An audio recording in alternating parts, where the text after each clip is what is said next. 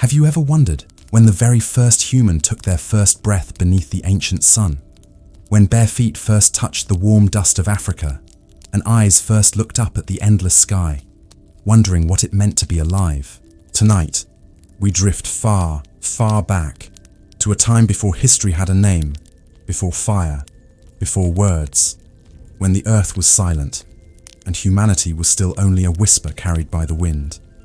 This, dear listener, is the story of our beginning, the story of how we learned to stand, to dream, to love, to fear, and to walk upon this world as humans. So, find a quiet place, let your mind rest, and allow the rhythm of time to guide you into sleep. As we begin, the dawn of humanity, the first humans walk the earth.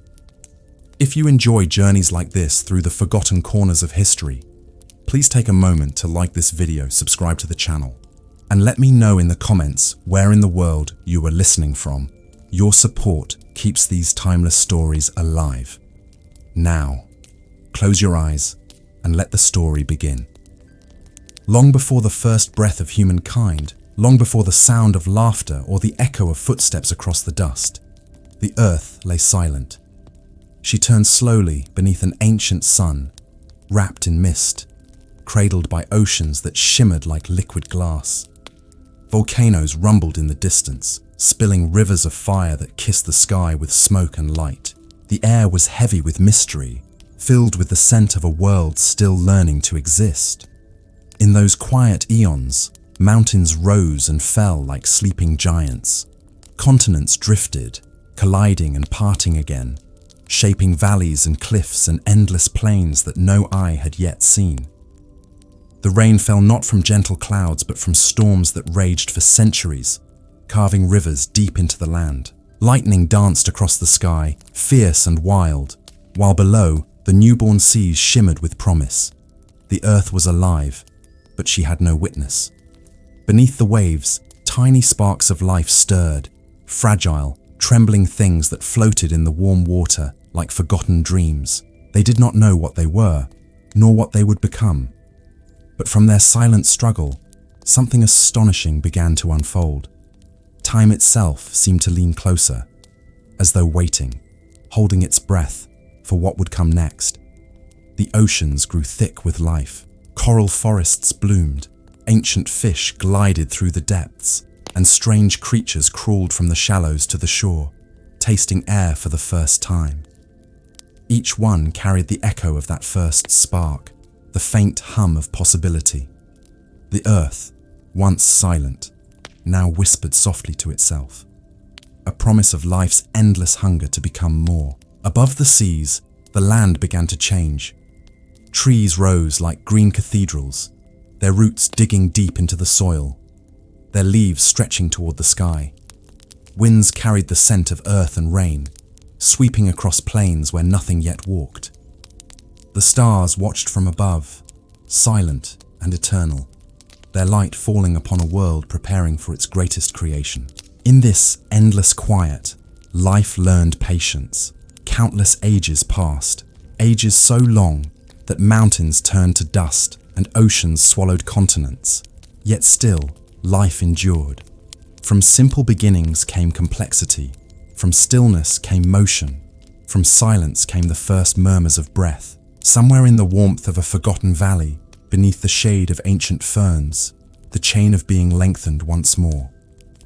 Small, curious creatures began to move upon the land. They hid in shadows, climbed through trees, hunted, and were hunted in return. Their hearts beat fast, filled with a rhythm older than thought. They did not yet know fear or love or purpose, only the pulse of survival. But within that pulse lay something profound, a secret waiting to awaken. The earth watched as centuries became millennia.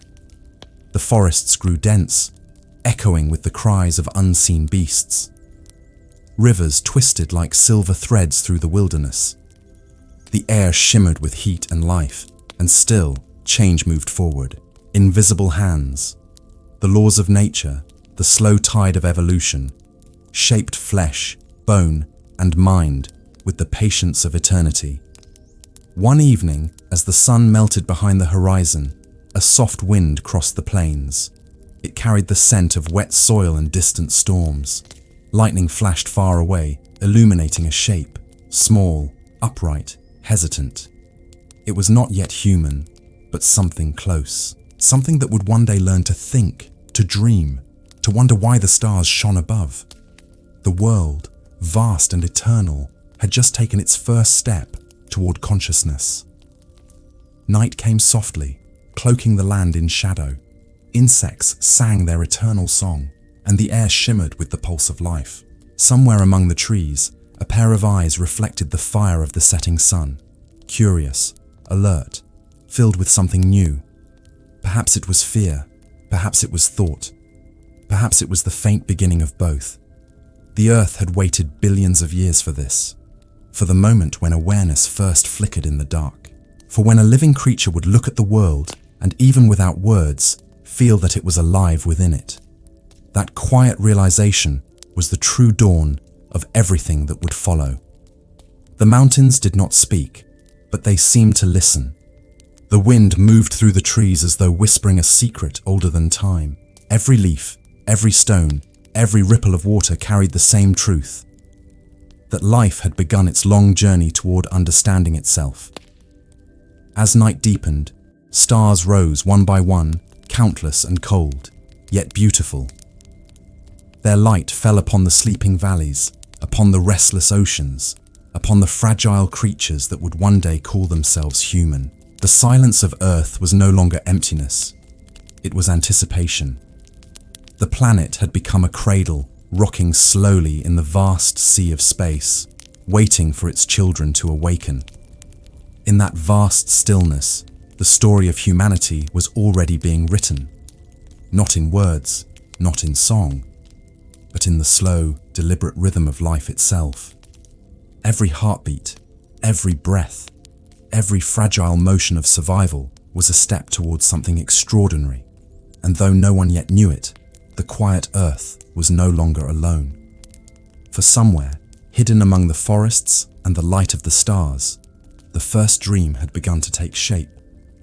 A dream that would one day stand upright, look to the heavens, and ask the simplest and most powerful question of all: who are we? The world had grown quieter again, though beneath that quiet, something ancient had begun to stir. The seas shimmered in the pale light of the newborn sun, and the wind that swept across their surface carried the scent of salt and mystery. Lightning danced across the horizon, 1,000 silent threads of power striking the restless water. Each flash tore through the air like the breath of creation, and within those flashes, something small, something impossible, began to live. It started with a whisper in the deep, a tiny flicker of movement among countless drops of water. The first spark of life was not grand or loud. It was fragile, trembling, almost uncertain of itself. It drifted, unseen, among the waves, a single cell of possibility. Around it, the ocean churned with storms, but within it lay something far greater than the sea itself: the potential to become everything that would ever live. Ages passed like silent dreams. The single spark became many. They divided, changed and grew, shaping themselves against the rhythm of the tides. They learned, in their own wordless way, to survive. The oceans became their world, endless, dark, and full of hidden dangers, yet still they multiplied, feeding on sunlight, on warmth, on the silent energy that pulsed through every corner of the deep. The earth, which had once been only rock and fire, now breathed softly through them. Time moved differently then. There were no seasons, no years, only the eternal rhythm of existence. The waters glittered beneath a young sky, and life danced through them like drifting dust in a beam of light. From these humble beginnings, the world began to change. The air filled with unseen whispers, the sea with color and motion. The silent earth had learned a new sound, the faint, delicate heartbeat of life. In hidden shallows, life began to experiment. Some forms grew armor, others sprouted tails or fins. Some learned to float upon the surface, where the sunlight was warmest, and others, braver or more desperate, sought the edges of the shore, where land and sea touched in endless exchange. The air smelled strange to them, too sharp, too dry, but still, curiosity drew them closer. And curiosity, even then, was the seed of every miracle to come. Volcanoes still roared in the distance, their fire falling into the sea. The smoke from their breath drifted across the horizon, darkening the light. Yet in that darkness, new shapes moved. Jellyfish pulsed like living lanterns, glowing softly against the black. Strange creatures with fins and eyes like polished stones glided through forests of coral. The ocean was no longer empty. It was alive, vast, hungry, and filled with wonder. Far below, in places where no light could reach, life found another way. There, near cracks in the earth's crust, the water boiled and steamed. From those boiling vents came strange forms, creatures that thrived in the heat of what should have been death. They did not need sunlight, nor warmth, nor rest.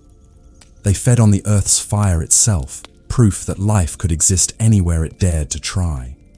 Every corner of the ocean became a test, and every creature a new experiment. Some failed and vanished, leaving only dust in the current. Others adapted, changed, and endured. Each death, each birth, each small victory carried life a little further from what it had been. It was as if the world was dreaming, trying again and again to create something perfect, something lasting, something aware. Above the sea, the sky was changing too. Clouds thickened, the storms softened, and sunlight broke through in golden waves. For the first time, the light touched creatures that would one day remember it. In the shallows, small plants swayed gently with the tide, reaching upward toward the warmth. The sea became a cradle, rocking softly, nurturing everything that moved within it. Millions of years passed unnoticed. Creatures learned to hunt, to hide, to wait. Eyes began to form, tiny glimmers that could sense light and dark, danger and safety.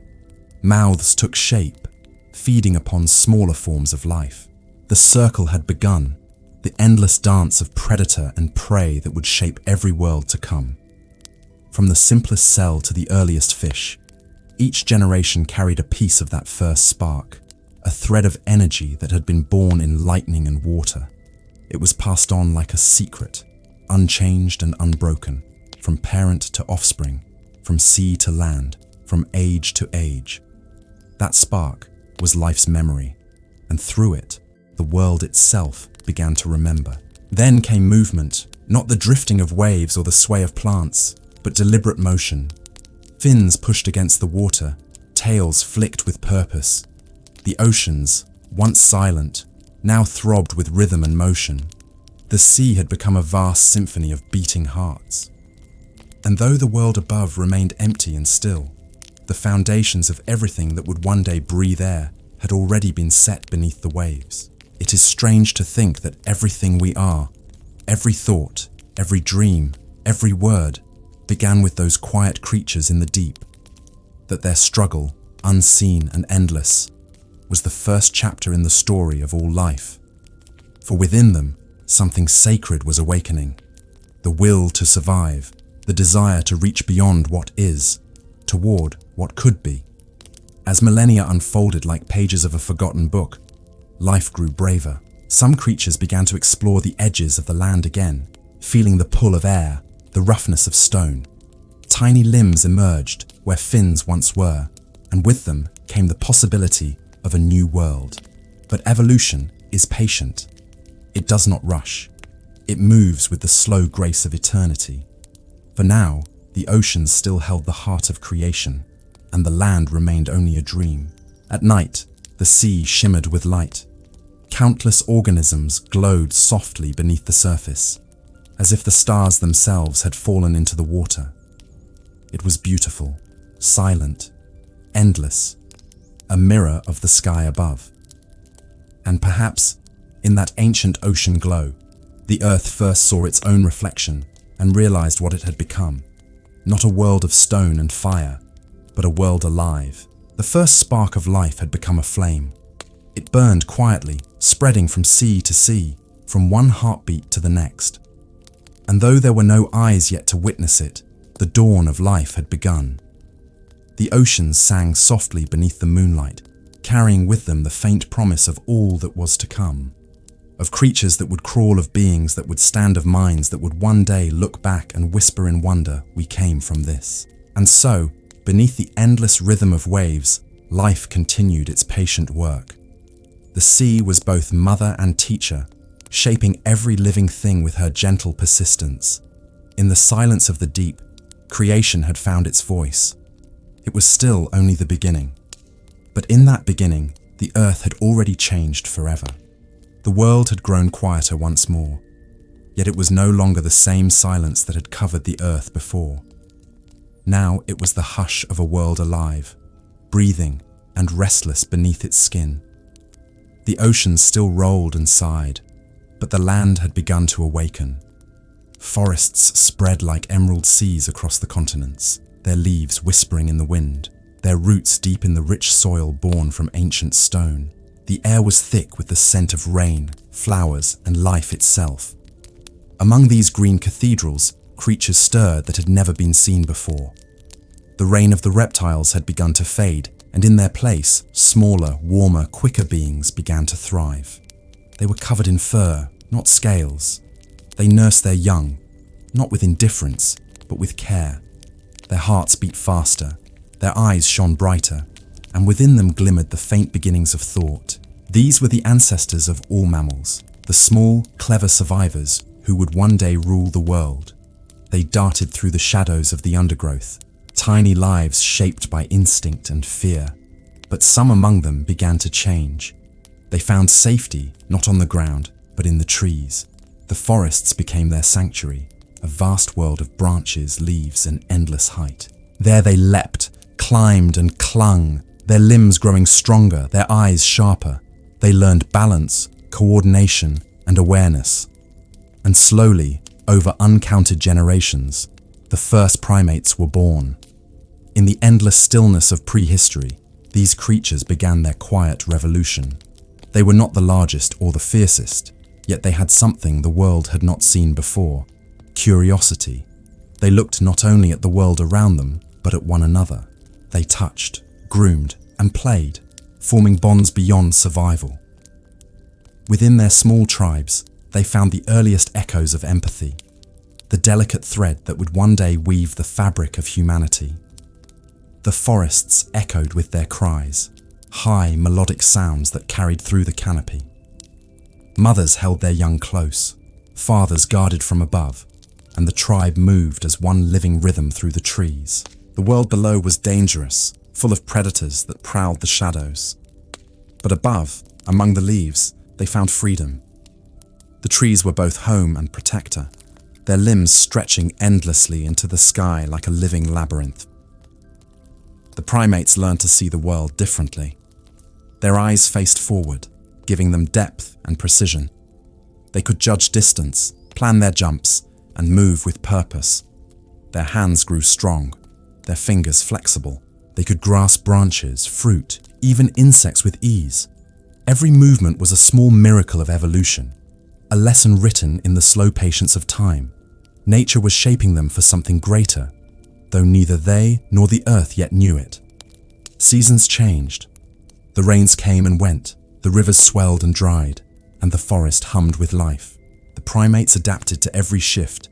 They learned which fruits ripened first, which branches would bear their weight, which shadows meant danger. Some began to spend more time on the ground, searching for fallen fruit or hunting smaller creatures. With each step away from the trees, the world opened a little wider. The earth was calling them downward, whispering of the long road ahead. At night, they huddled together beneath the canopy. The darkness was filled with strange sounds. The calls of distant beasts, the rustle of leaves, the sigh of the wind. Yet within their small groups, they felt something close to comfort. They groomed one another, their hands soft and deliberate. They communicated with glances, gestures, and sounds.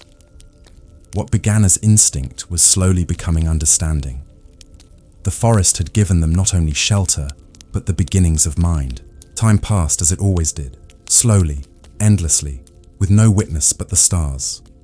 The primates spread through forests and valleys, from the ancient tropics to the cool mountain edges. They learned to live anywhere life could survive, and as the earth shifted and climates changed, so too did they. Some grew larger, others smaller. Some clung to the safety of the trees, while others dared to explore the dangerous ground below. From those who took the risk came something new. They began to stand, not fully upright, but with the first signs of balance. Their legs grew stronger, their hands freer. They could look farther, reach higher, and grasp not just food, but the possibilities of the world. Each movement carried a purpose, each gesture a hint of the intelligence that would one day define their kind.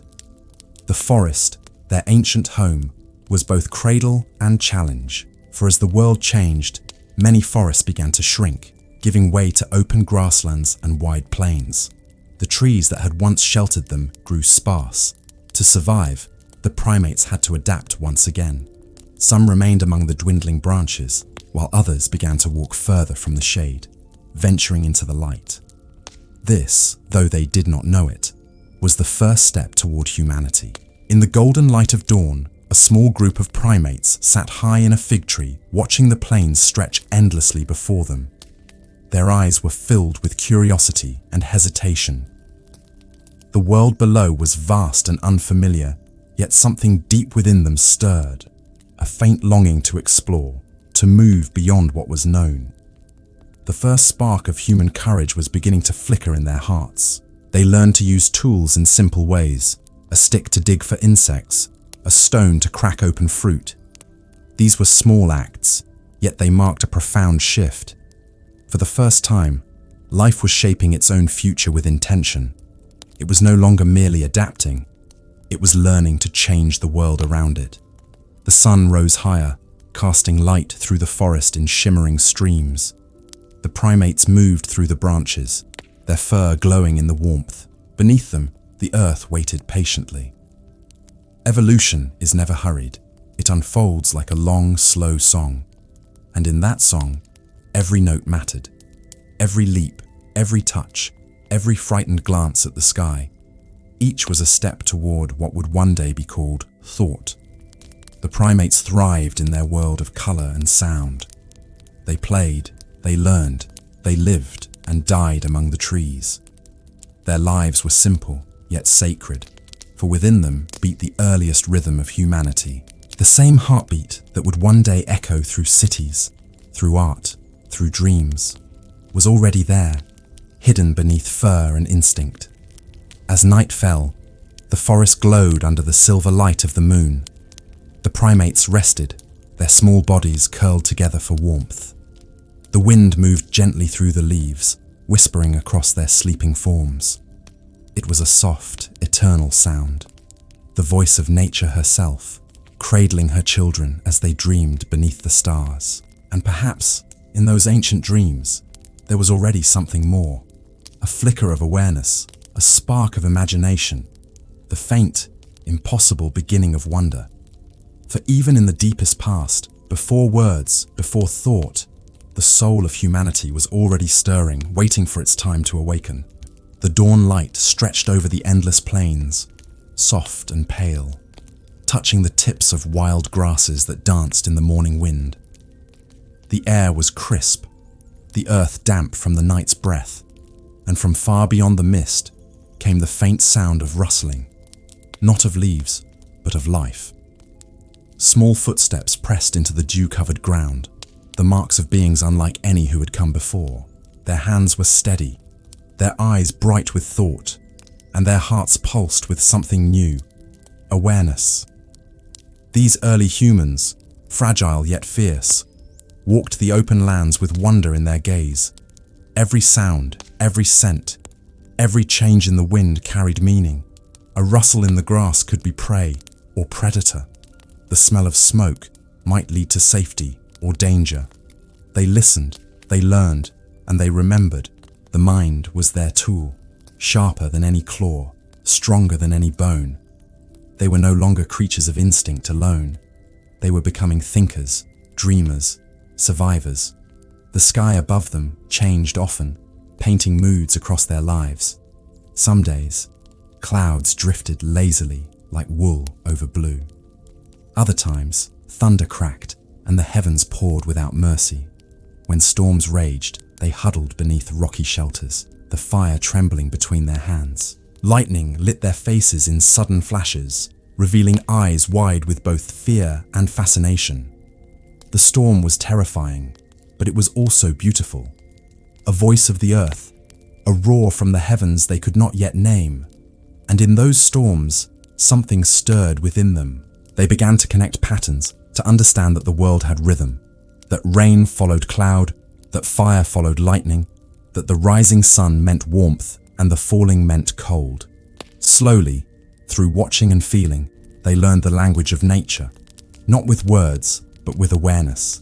The rhythm of life became their guide. One evening, as the sun dipped behind the horizon, a small group gathered near a gentle river. The water shimmered in orange light, and the first stars appeared, timidly above. One of them, a woman with keen eyes, dipped her hands into the stream and watched the ripples spread.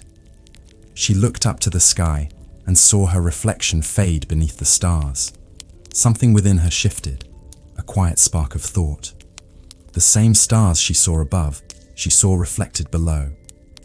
Perhaps, she wondered, the world was connected in ways unseen. In that moment, the first seed of curiosity bloomed. A thought not for survival, not for food or safety, but for meaning. What were these lights above? Why did they move? Why did the moon follow them across the sky, night after night? These questions had no answers, yet they were the beginning of something vast, the birth of wonder itself. As nights passed, the group learned to watch the stars. They noticed when certain lights rose and fell, when certain patterns repeated. It guided their movements, their hunts, their migrations. Without maps, they followed the heavens. Without language, they spoke to the world through signs and gestures. Nature became their silent teacher. One day, under a sky clear as glass, they followed the call of migrating beasts. Herds of great animals moved across the plains, mammoths, heavy and slow, their tusks like curved moons. The humans followed, cautious but determined.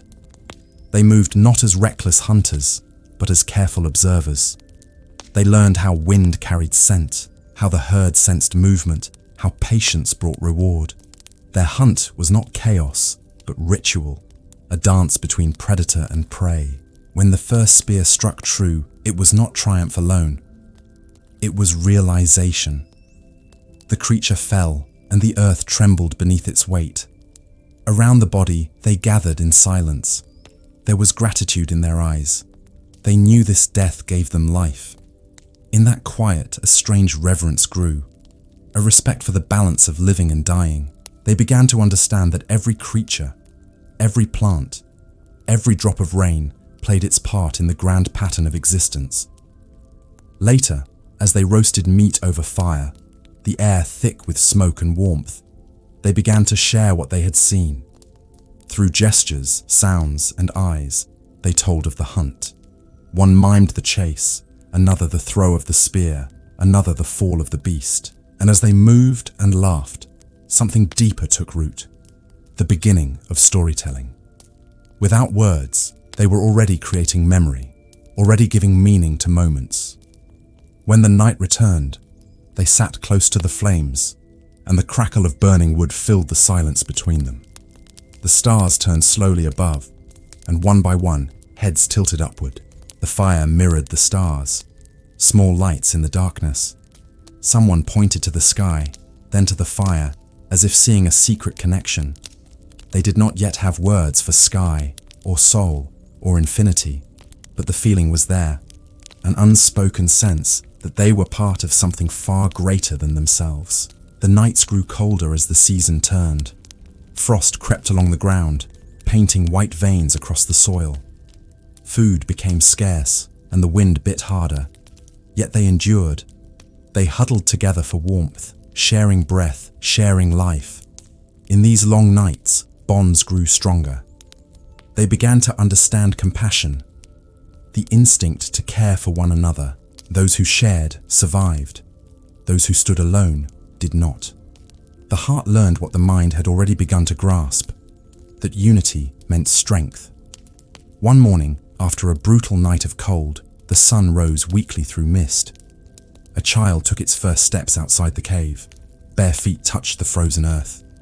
The child laughed, seeing their own breath in the air, watching it vanish. The mother smiled faintly, and for a moment, the cold did not matter. That small sound, a child's laughter, echoed through the cave and out into the vast emptiness. It was the sound of hope. It was the voice of tomorrow. Seasons passed, and with them, generations. The faces changed, the tools improved, the fires burned brighter. Still, they watched the same stars, walked the same plains, and whispered the same silent prayers to the earth and sky. Beneath the shifting skies, humanity's heart began to beat in rhythm with the world. Curiosity became knowledge, fear became reverence, instinct became wisdom.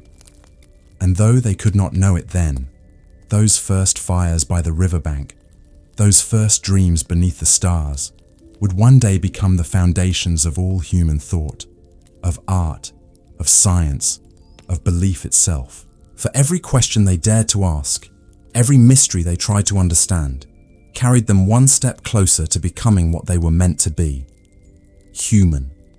The wind blew softly through the grass once more, bending it like an ocean wave. The sky above shimmered with clouds drifting endlessly.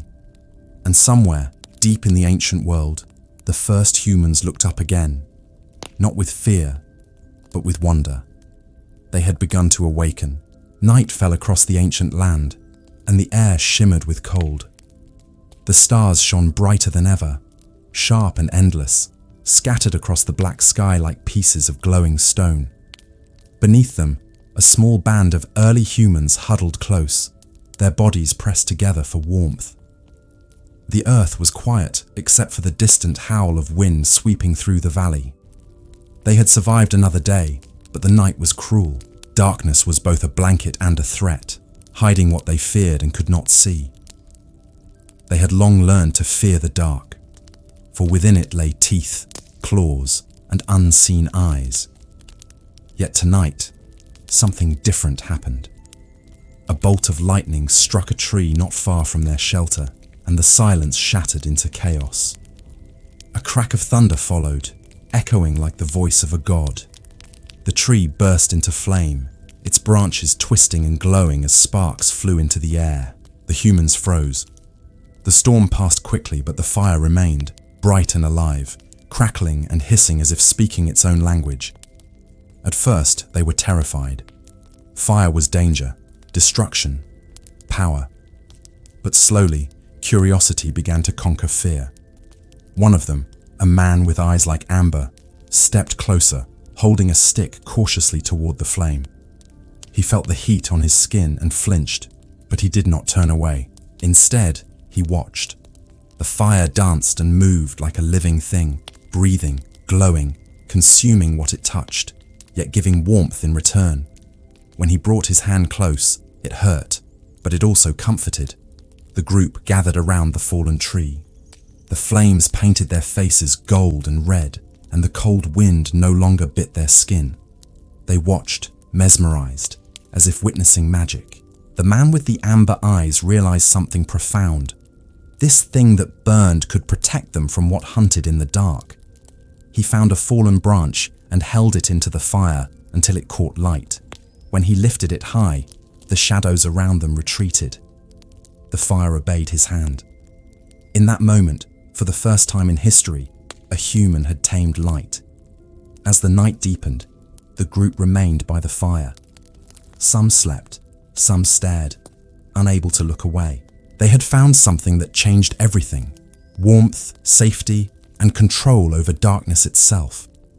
In the morning, when only smoke remained, the same man took a glowing ember on a stick and carried it with him. He learned to guard it, to feed it, to keep it alive. From that single act, the bond between humanity and fire was born. Days passed, and fire became their silent companion. They learned to make sparks by striking stones together, to catch flame on dry grass, to carry it in hollowed wood. It became part of their life, part of their rhythm. Where fire burned, predators kept their distance. Where fire glowed, humans gathered, shared food, and began to dream.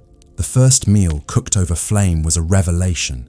Meat that once tore at the jaw softened under heat, filling the air with scent so rich it made their mouths water. They tasted it and found warmth spreading not just through their bodies, but through their hearts. It was more than food. It was comfort. For the first time, they understood pleasure that came not from survival alone, but from experience, from discovery. At night, fire turned the endless dark into something almost gentle.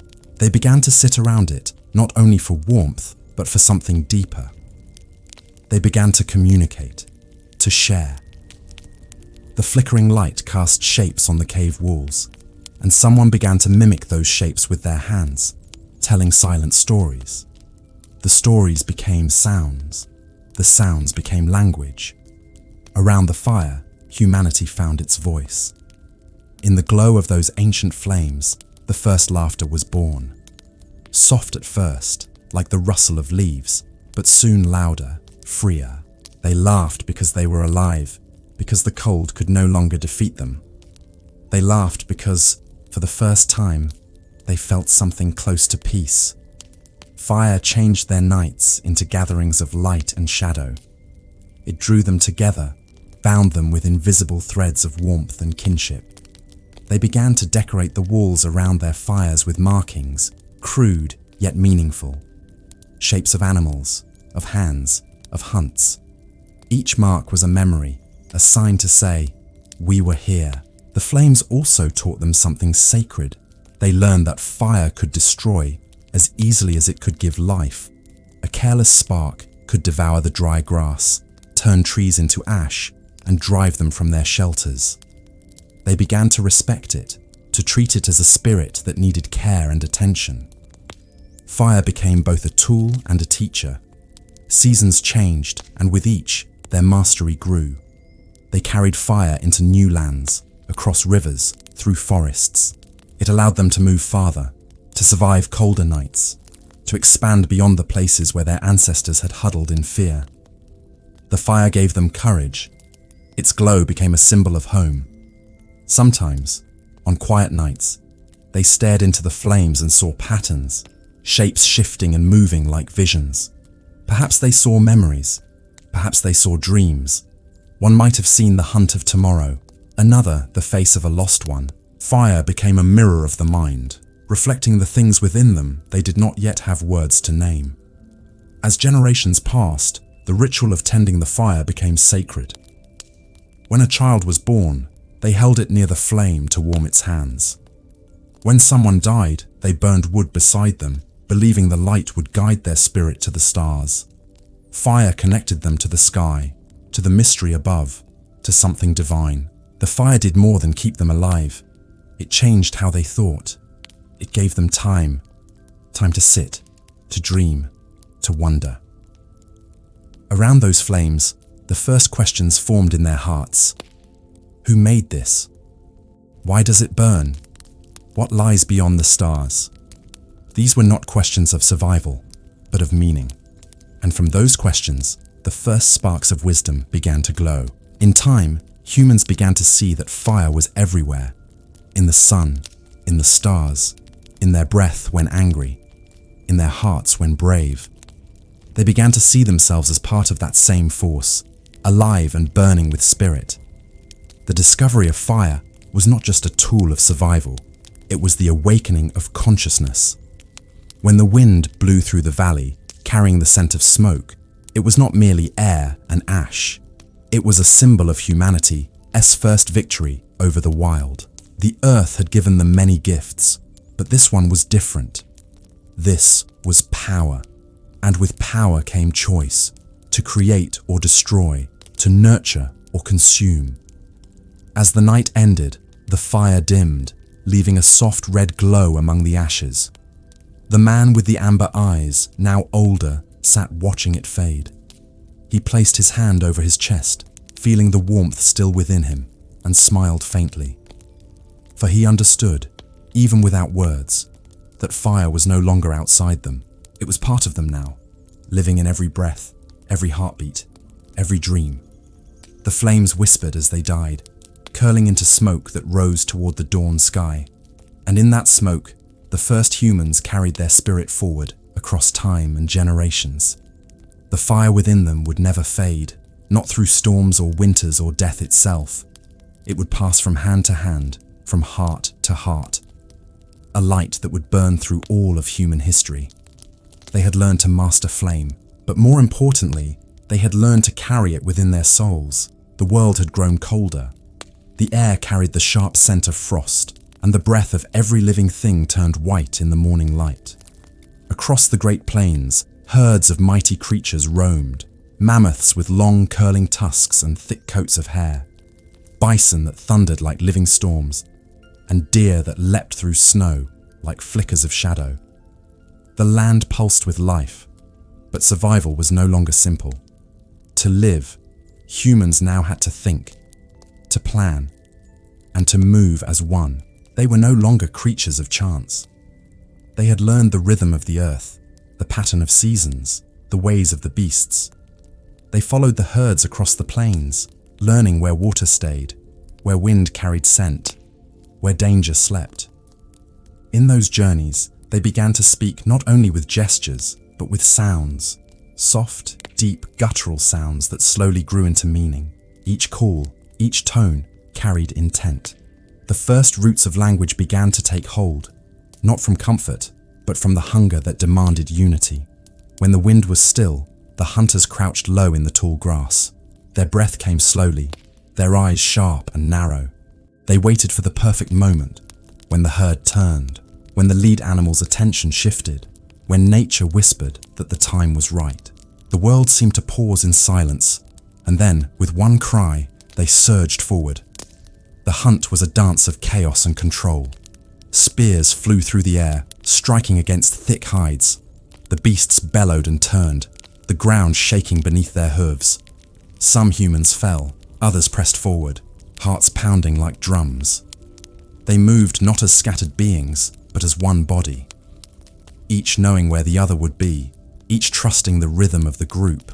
The hunt was not just survival, it was art. When the animal fell, the land fell silent again. The hunters gathered, their bodies trembling, not from fear, but from the wild rush of life itself. The fallen creature lay still, its breath gone to the wind. Around it, the humans stood in quiet reverence. They did not yet have words for thank you, but their eyes spoke the same prayer. Gratitude for the life that gave them life. They began to divide the meat with care, using sharpened stones to cut through hide and flesh. Nothing was wasted. Every bone, every sinew, every scrap of fur was used. Some parts became tools, some became clothing, some became offerings to the unseen forces of the world. They had learned that life was not taken freely.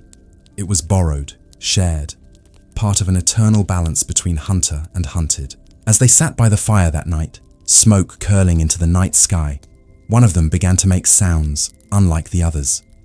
Rhythmic, deep, rising and falling like the beat of a heart. The others listened. It was not speech, it was song. The first song of the hunt, a voice born from memory, shaped by breath and firelight.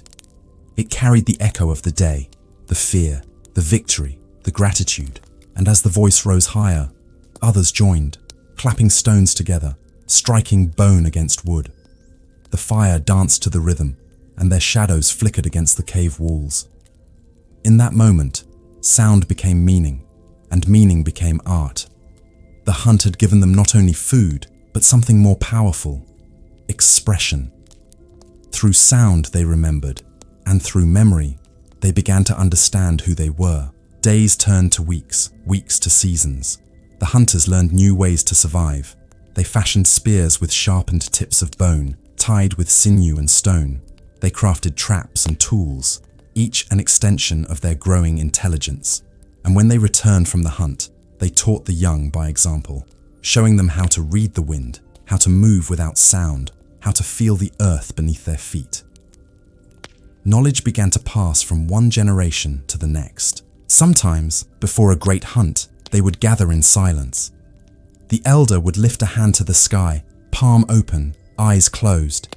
He would breathe slowly, deeply, and the group would follow. It was not a prayer as we know it now, but it was the beginning of one, a quiet moment of connection between human and nature, between heart and earth. The children watched in awe. To them, the hunters were giants, brave and untouchable. But they too would learn, and in time, they would join the dance of survival. The voice of the hunt echoed through generations, not only in shouts and songs, but in every heartbeat, every footstep that followed the rhythm of the land. On one cold morning, as mist rolled over the valley, a young hunter strayed from his group. He had seen tracks, small, delicate, unlike any he knew. Curiosity led him onward. The trail led to a clearing where the air was still and the world seemed to hold its breath. There, he saw it, a wounded animal, its leg caught between stones. Its eyes met his, full of fear and pain. He raised his spear, but something within him faltered. The creature struggled weakly, helpless. Slowly, he lowered the weapon. He knelt beside it and placed a hand upon its fur. The heartbeat beneath his palm was fast, frantic. He took a stone and freed its leg. The creature limped away, disappearing into the mist. He sat there for a long time, listening to the sound of his own breath. For the first time, the hunter understood mercy. When he returned to the fire, he told no one. But that act, that choice, changed something deep inside. Compassion had entered the heart of humankind. The hunter's voice, though silent, became the whisper of kindness that would one day echo through every age. As the years passed, the humans grew more skilled. They learned to shape stone into blades, to carve patterns into wood, to paint their hunts upon the walls of caves. Those paintings were more than memory. They were identity. Through them, the past became visible. The voice of the hunt, once only a sound in the air, became a vision upon stone. At night, when the fire burned low, the elders would tell stories of the great beasts, of bravery, of loss. The children would listen wide-eyed, hearing in those tales not just lessons, but life itself. They began to dream of hunts they had never seen, of worlds they had never touched. Imagination was born beside the firelight, and through imagination, humanity began to create a future. And so, the hunt became more than survival. It became ceremony, art, tradition. It taught them patience, courage, unity. It gave them songs and stories, laughter and tears. It gave them purpose. The wind howled across the plains again, carrying the scent of snow. The hunters stood together, their eyes scanning the horizon, their hands gripping spears shaped by skill and memory. The world was still wild, still dangerous, but within their hearts burned a flame that no storm could extinguish. The voice of the hunt lived within them, not only in their throats or their drums, but in the rhythm of their breath, in the courage of their hearts, in the bond that held them together. And as the dawn rose over the frozen land, painting the sky in pale fire, the hunters began to move again, their silhouettes merging with the mist, their spirits bound to the eternal song of the earth. They no longer followed the world. They had become part of its voice. The sun sank slowly behind distant hills, painting the sky in soft hues of amber and rose. Shadows stretched long across the plains, and the wind carried the faint chill of approaching night. The humans moved carefully, carrying their fires in hollowed sticks, stepping lightly over stones and tufts of grass, their eyes alert to every sound. In the distance, a cave yawned wide, dark and silent. It had been a refuge for countless storms, a place of shelter, but tonight it promised something more, a place where the unseen could speak. Inside the cave, the air was cool and damp. Water dripped rhythmically from the ceiling, and the walls were rough, pocked with small holes and crevices. The fire they brought flickered, sending dancing shadows across the stone. The humans sat in a circle, letting the warmth seep into their bones, their hearts still racing from the hunt. But the cave offered more than warmth. It offered a canvas, a silent witness to everything they felt, everything they feared, everything they dreamed. One of the elders, a woman with silver streaks in her hair, picked up a piece of charcoal from the fire. She ran it across the wall, and a mark appeared, dark and sharp against the pale stone. The children leaned closer, eyes wide, mouths slightly open. The mark seemed to pulse in the flickering firelight, alive in its stillness. The woman made another stroke, this time longer, curving, twisting. Slowly, a shape emerged. A mammoth, frozen in motion, tusks curved like the crescent moon. The humans gasped. This was not merely an image. It was memory, immortalized. It was thought made visible. They had hunted the mammoth, felt its power, feared its strength, celebrated its fall. And now, here on the wall, it lived again. Not in flesh, not in blood, not in fleeting breath, but in stone. The first whispers of imagination had found form. Others joined in. A man picked up a piece of ochre, red as fresh earth, and pressed it to the wall. His hands left marks, prints of fingers that would endure long after his body returned to dust. He traced lines, dots, patterns, shapes that were at once familiar and strange. The cave became alive with images. Bison, deer, hunters raising spears, swirling symbols that no one could yet name. Every mark was a voice, every line a song. The walls themselves began to echo with the pulse of human thought. As the night deepened, the humans spoke softly to one another. They gestured toward the images, telling stories without words. The firelight reflected in their eyes, illuminating understanding, awe, and a burgeoning sense of wonder. Each child saw the past, each adult remembered the hunt, each elder passed down knowledge without saying a single syllable.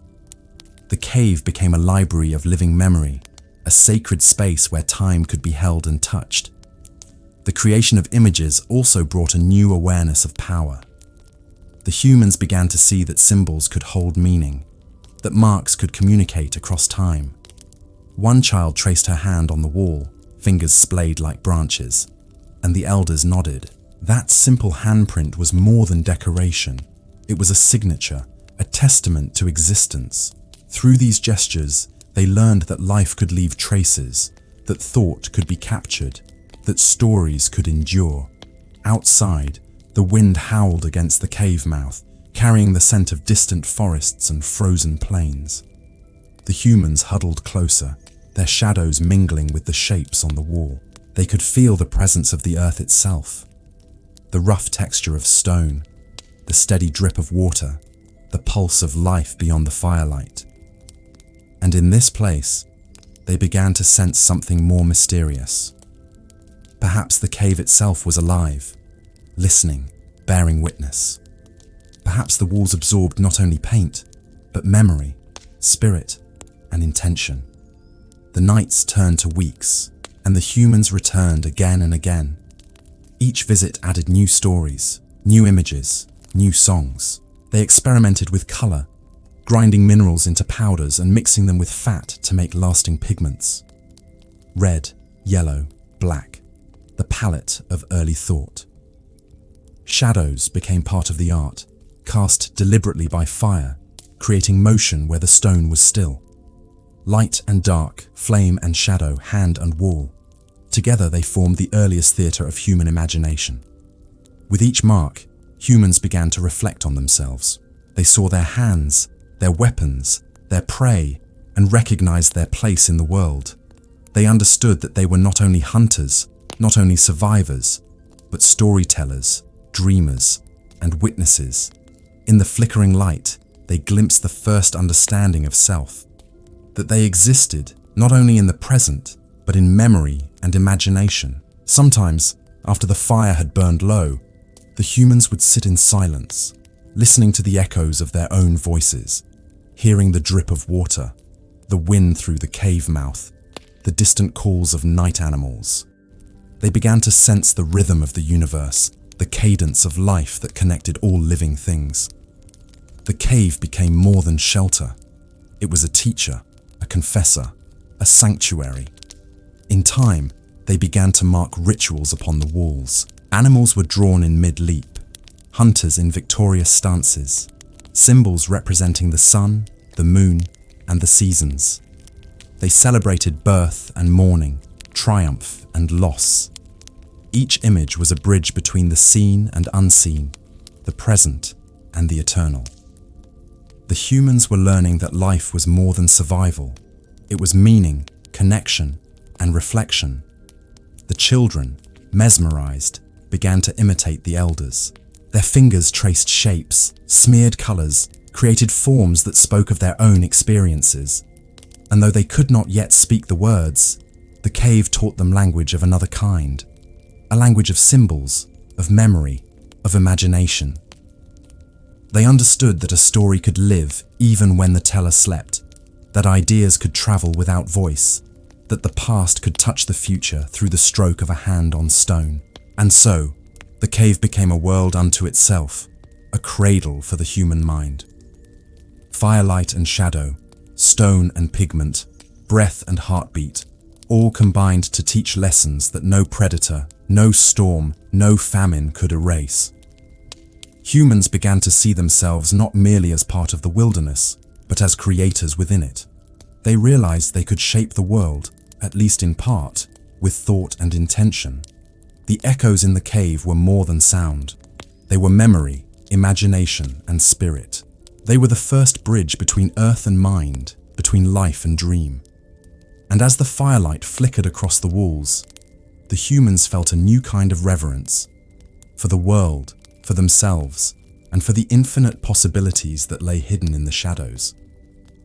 In those ancient nights, surrounded by dripping stone and glowing fire, humanity began to awaken fully. The handprints, the painted beasts, the songs whispered softly to one another, all became threads in the tapestry of consciousness. The cave itself seemed to hum, alive with thought, alive with wonder, alive with the first echoes of human creativity. And somewhere, deep in the silence, a small voice whispered, unspoken, unrecorded, yet eternal, that from these images, from these echoes, the future would one day remember. Humans were no longer merely watchers of the world. They were beginning to speak to it. The chill of early morning swept across the plains, carrying with it the scent of frost and damp earth. Wisps of mist clung to the grass, curling around the feet of the humans who walked carefully, their breath rising in pale clouds. Life was still a daily struggle. Food had to be hunted or gathered, water sought from distant streams, shelter found before nightfall. But something new was stirring, quieter than the roar of beasts or the crack of storms. A rhythm born not from instinct alone, but from connection. Humans were beginning to understand one another, and in that understanding, society began to take root. No longer were they only hunters or gatherers. They were neighbors, companions, protectors of one another. They began to share the spoils of the hunt with those too young or weak to take part, offering warmth to the cold, care to the sick. From these simple acts of empathy grew trust, the first invisible bond that could hold a group together in the face of danger. They learned that survival was easier, richer, more certain when hearts and minds worked as one. Children ran between adults, observing, imitating, learning. Their small voices carried questions that had no words yet. They asked through gestures, through pointing, through repetition, demanding attention, guidance, knowledge. The adults responded with patient gestures, demonstrations, and sometimes with sounds that began to carry meaning, the earliest threads of language forming in the fabric of daily life. Through these exchanges, they discovered that cooperation extended beyond instinct. It required thought, empathy, and understanding. As the days passed, humans began to recognize patterns not just in the world around them, but in each other. They noticed moods, expressions, gestures, and could anticipate needs before they were expressed. The quiet observation of one another became a skill as vital as tracking prey or reading the wind. Leaders naturally emerged, those with keen vision, steady hands, calm hearts. They guided others through hunts, through migrations, through storms, their authority born of trust and respect rather than brute force. In these early gatherings, rituals began to take shape. Morning and evening brought moments where humans would sit together around the fire, sharing warmth, watching the flames, listening to the world. They began to pass down stories orally of hunts, of storms survived, of animals observed. Memory became collective, held not in one mind, but in the shared knowledge of the group. Through storytelling, they connected past, present, and future, giving meaning to experience and creating the first threads of culture. Food also became a source of community. Hunting large beasts required coordination. Pulling together to drive a herd toward traps or cliffs demanded strategy and timing. Sharing the kill was essential, as was understanding which members of the group needed more sustenance: the old, the young, the pregnant, the injured. From these practices arose the first sense of fairness, the beginnings of morality, an awareness that the group's survival depended not only on skill, but on care, cooperation, and generosity. As humans moved across valleys and forests, they began to settle in areas that offered shelter, water, and abundant game. They constructed rudimentary dwellings of branches, hides, and stones, simple yet functional. These places became centers of life, safe harbors where the tribe could rest, teach, and dream. And in these centers, relationships deepened. Bonds between families and friends became lifelines. Protection, guidance, instruction, all became part of daily life, forming the first social structures that would define humanity for millennia. They began to mark territories, not with aggression, but with symbols: carved stones, scratches on trees, patterns in mud. These markings communicated boundaries, cautions, and intentions. The humans were learning that society required rules, subtle and unwritten, but understood. Cooperation was fragile without order, and even the simplest agreements could determine life or death. These early rules, small and intuitive, were the seeds of governance. Within the group, tasks were divided, though not rigidly. Some hunted, others gathered, others maintained fires and shelters. Roles shifted depending on ability, age, and need. Humans were beginning to recognize that diversity of skill was not a weakness, but a strength. Each member's contribution mattered, and each life had value beyond mere survival. Respect, understanding, and communication became as important as strength and endurance.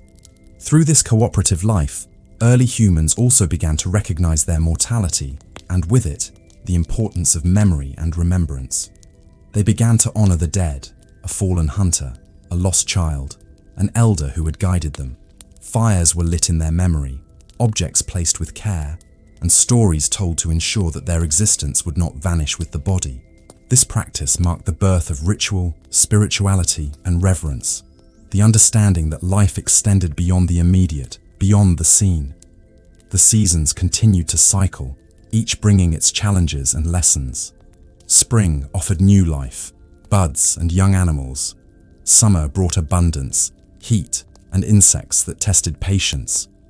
Autumn painted the world in color, a reminder of change and preparation, while winter demanded endurance, ingenuity, and solidarity. Through all of it, the humans adapted, together, learning to observe, anticipate, and respond. They began to move not as isolated individuals, but as members of a network, a web of shared experience and care. Stories around the fire grew richer. They spoke of distant lands, of beasts glimpsed and hunted, of storms survived and triumphs won. Gesture and sound gave shape to imagination. They acted out tales, painted them on stone, and repeated them until they were part of memory itself. In these shared stories, they discovered identity, personal, familial, tribal. and the realization that humans could shape their own destiny through thought, action, and cooperation. Friendship, love, loyalty, and mentorship became visible. Humans began to form attachments that went beyond necessity. Children learned from multiple adults, forming bonds that strengthened the group. Partners hunted side by side, protecting and guiding each other. Elders advised, instructed, and observed, ensuring that knowledge would pass seamlessly through generations. Life became a network of interdependence, a fragile, beautiful ecosystem of human connection. Through it all, humans began to sense something profound, that the world was not only a place to survive, but a stage upon which they could act, create, and dream. Cooperation allowed them to shape the environment in subtle ways, to anticipate danger, to explore farther, and to imagine possibilities beyond immediate survival. Every shared meal, every joint hunt, every story told by firelight strengthened the bonds that made them more than solitary beings. And as the night fell once again, the humans sat together in silence, firelight dancing across faces etched with experience. The stars above mirrored the warmth below, and the wind carried whispers of distant lands.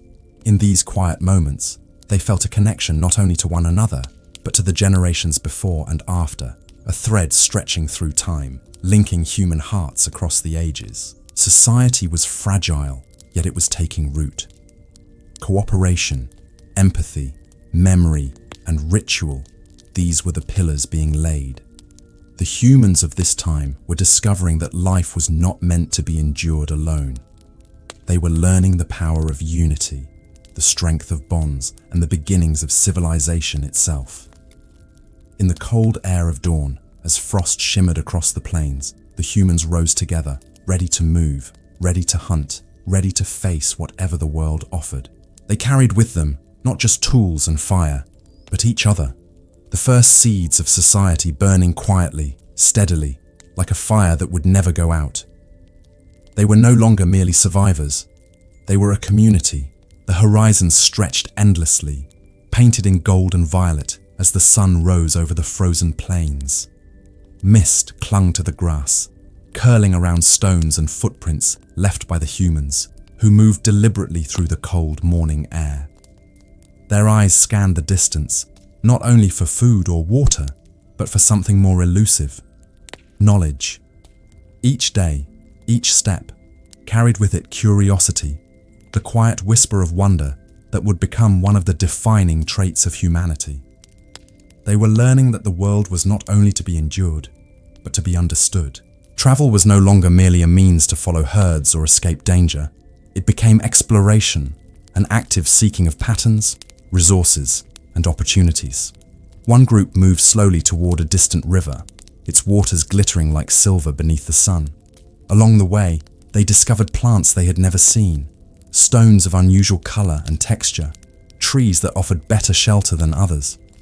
They paused frequently, touching the bark, testing the stones, marking the plants for later use.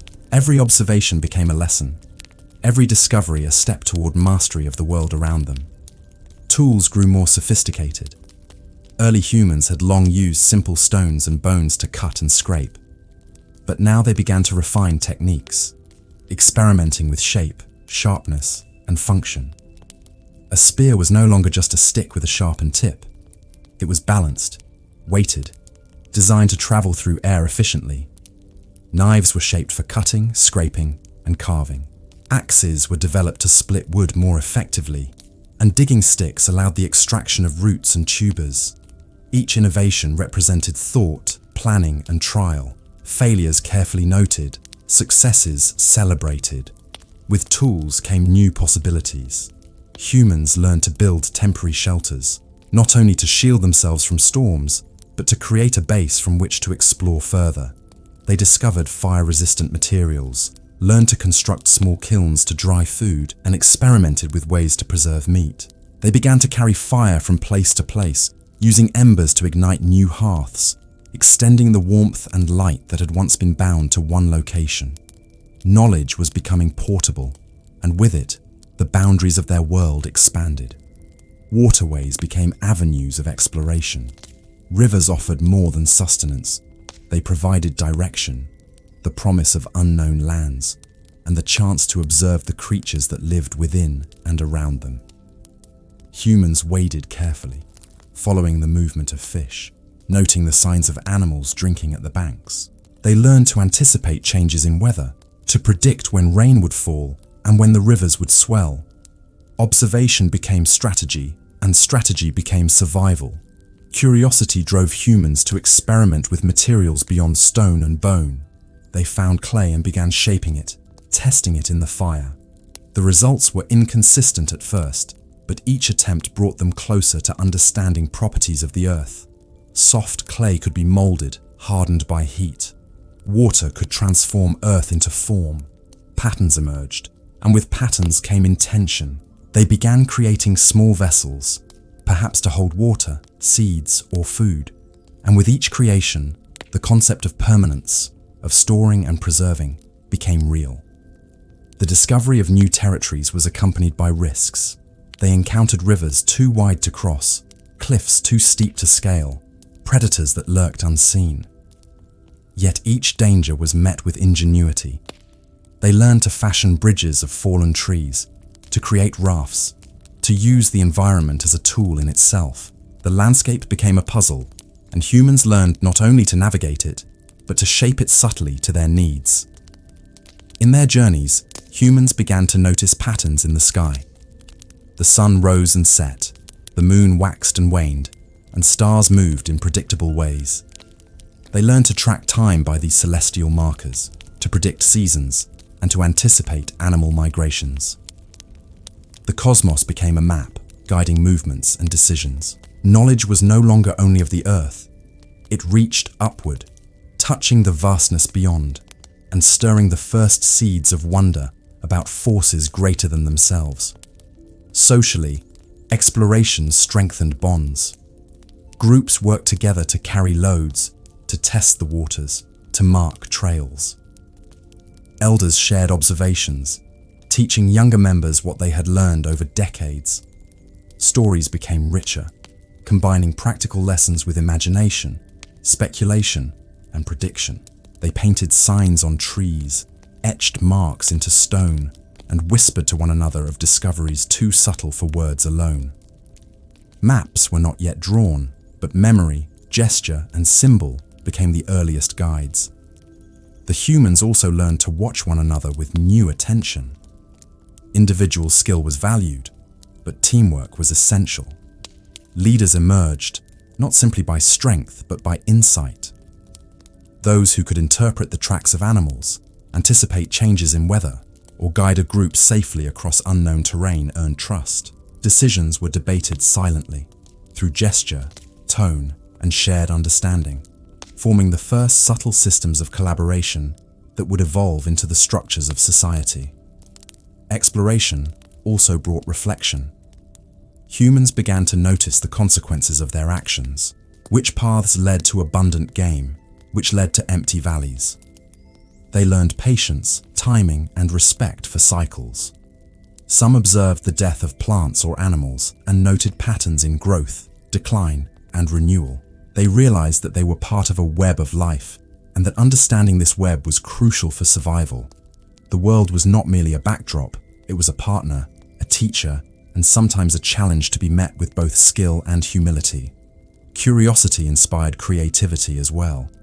Stones could be shaped into ornaments, feathers woven into clothing, leaves tied into bundles.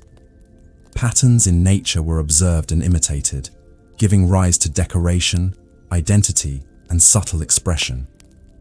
Humans began to recognize individuality, not only in appearance but in skill and behavior. They began to mark objects for personal use, to signify ownership, and perhaps even to communicate status or role within the group. The earliest hints of culture began to emerge, intertwined with practical survival. Even at night, when firelight flickered against cave walls or embers glowed softly in the darkness, humans were not idle. They talked in low tones, pointed at stars, traced shapes in the dirt, and imagined possibilities for tomorrow. The night became a laboratory of thought, a space to reflect on discoveries, to rehearse strategies, and to dream. Dreams themselves became a tool for preparation, a rehearsal for survival, a rehearsal for creativity, a rehearsal for life. Each journey into new lands brought both tangible and invisible rewards. They gathered new materials, food sources, and knowledge, but they also gained confidence, wisdom, and an expanding sense of identity. Humans began to see themselves as explorers, observers, and innovators. The land no longer simply contained them. It responded to their presence, their tools, their learning. They began to shape it, however subtly, in their image, and in doing so, shaped themselves. The elders would sometimes sit alone, tracing marks in the dirt, remembering the paths taken, the mistakes made, the lessons learned. And when the group reconvened, these lessons were passed on through demonstration, story, and gesture. Knowledge accumulated, not in a single mind, but in the collective consciousness of the tribe. Experience became inheritance, wisdom became survival, and discovery became the engine of human growth. By the time the sun dipped low again, casting shadows long across the plains, the humans had moved farther than any before them, carrying with them fire, tools, and stories. Their journey was more than physical. It was intellectual and spiritual, a merging of curiosity and courage. Every footstep, every observation, every experiment laid the groundwork for the civilizations that would one day arise from these wandering, learning, thinking beings. Exploration was not just travel. It was awakening. It was the recognition that the world could be understood, and that they were part of that understanding. Paths of discovery were paths of the mind as much as the body, and every journey forward became a story, a lesson, a step towards something far greater than survival alone. Humans were no longer merely moving through the world. They were beginning to know it. The wind whispered across the plains, carrying with it the scent of distant forests, frozen rivers, and the promise of storms yet to come. The humans stood at the edge of a riverbank, watching water curl around stones, feeling the chill on their skin. They had long depended on the land for survival, but now they were beginning to see it as more than a backdrop. It was a force to observe, to respect, and perhaps to harness. The elements themselves had become teachers, and with each day, humans learned to read their language. Fire remained the first and most familiar of the elements. Its warmth and light had transformed life from mere survival into something richer. They learned to preserve it, to carry embers from place to place, and to coax it from stone and tinder. Sparks struck with flint became ritual and ceremony as much as necessity. The crackling flames illuminated cave walls, flickering over hands, faces, and paintings. The humans began to understand that fire was more than a tool. It was life, a guardian in the dark, a medium for expression, a bridge between the world and their imagination. Water, previously a source of sustenance, began to reveal new possibilities. Humans learned to use it not only for drinking and bathing, but also to soften soil, clean hides, and process food. They observed how it eroded stone and nourished plants, how currents carried small debris, and how tides and floods could both create and destroy. With careful observation, they learned to store water in carved hollows, to divert it with rudimentary channels, and to predict the behavior of rivers.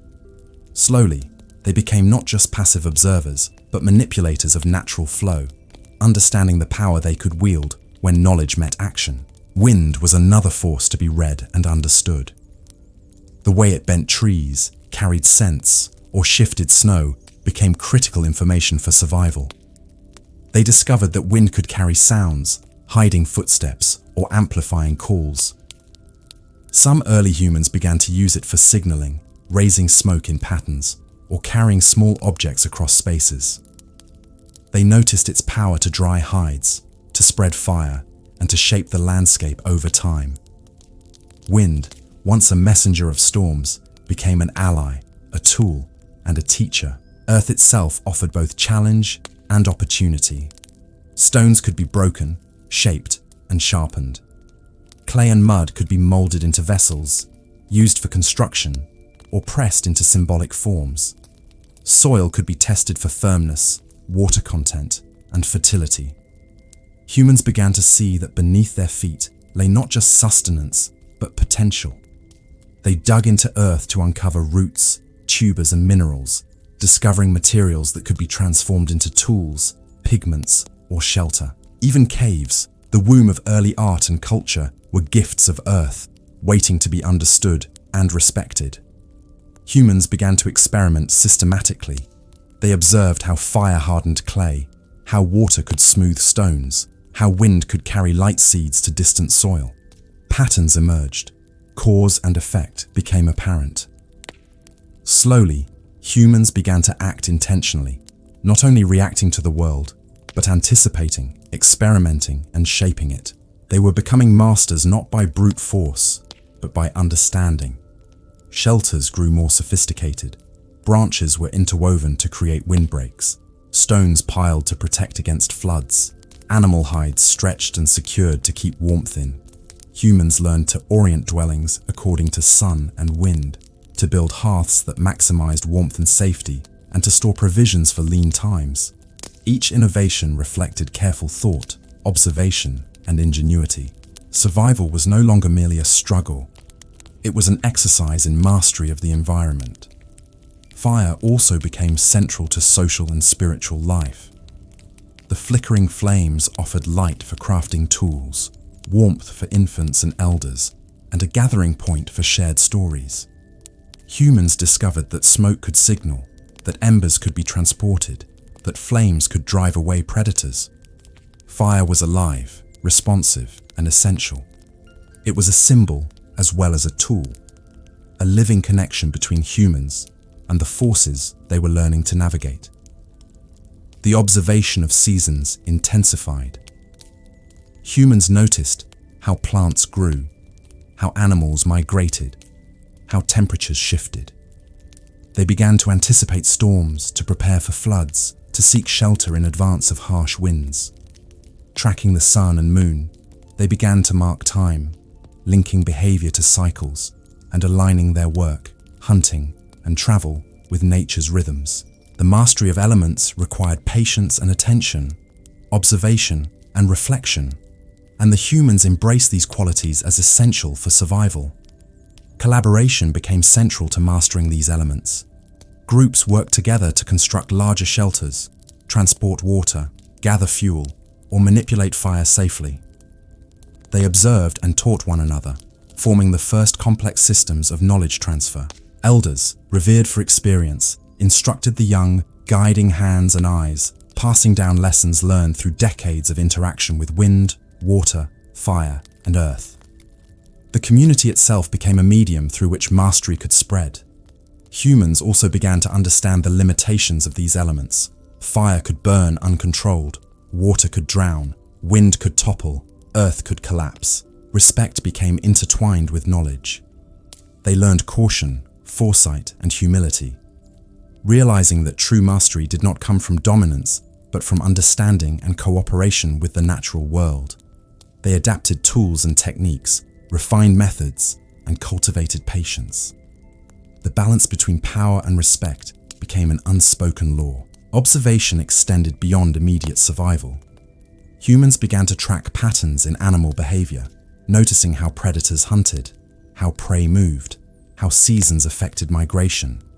They learned to use these observations to predict outcomes, to set traps, to guide herds, and to plan journeys.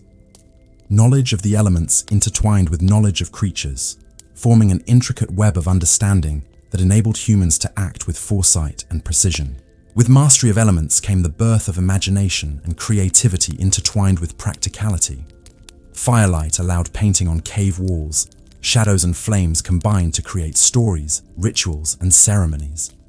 Water and clay were molded into vessels, not only for function, but for expression. Wind and leaves inspired rhythm and music, early signals of aesthetic sensibility. Humans discovered that the elements were not only to be used, but to be celebrated, interpreted, and understood in ways that enriched life beyond mere survival. By the time night fell and the first stars emerged, humans sat around fires, observing the sky, the flames, and each other. Hands stained with ochre, faces lit by flickering light, they reflected on the world they had begun to comprehend. The mastery of elements was not just a tool for life. It was a teacher of patience, respect, cooperation, and imagination. It shaped both the body and the mind, linking survival with insight, instinct with foresight, and necessity with wonder. Humans were no longer simply at the mercy of nature. They were learning to shape it, to dance with it, to understand it. The elements, once distant and unknowable, had become companions, guides, and collaborators in the human journey. And as embers glowed and wind whispered through the grasses outside, they understood something profound. Survival alone was not enough. Life became possibility, and with understanding came the promise of civilization. Night fell slowly over the plains, bringing with it a chill that seeped into bones and the quiet rustle of unseen creatures. Humans gathered together in small groups, huddled around fires that flickered and danced, casting shadows across faces marked by days of travel, hunting, and survival. The fire was more than warmth.